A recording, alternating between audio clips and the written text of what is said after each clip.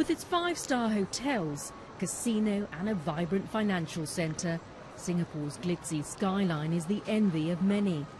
Its low taxes and efficient infrastructure has attracted so many of the world's wealthy that in less than a decade it's become a playground for the rich. One of them was this man, British banker Anton Casey. He made headlines last month for calling Singaporeans who take public transport poor. The backlash against him on social media was so extreme, he lost his job and fled the country with his family.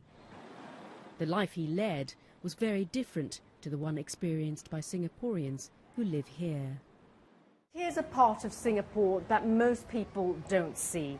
I'm in a block of apartments where each flat averages just around 30 square meters.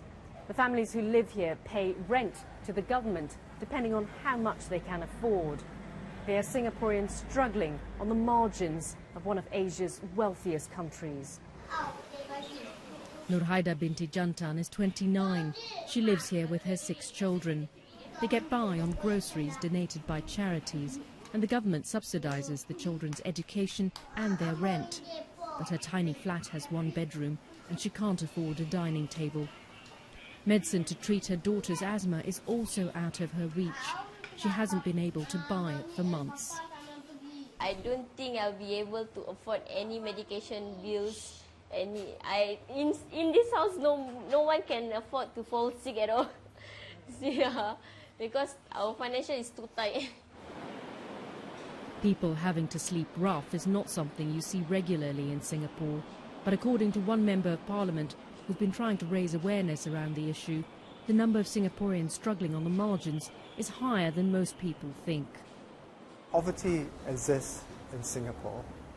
Social researchers have estimated it's 10 to 15% of households which are low income. We do not see poverty in your face. It's not abject poverty around here. What happens behind closed doors is a different matter for a lot of families.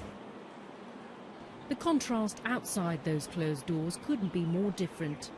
Singapore ranked as the 6th most expensive city in the world in a recent survey, and on average, each person here contributes more than $50,000 to the economy.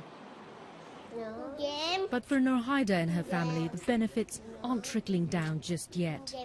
More perks for the poor may be unveiled in Friday's budget, but for now, she'll continue to struggle to make ends meet. Sharon Leo, BBC News, Singapore.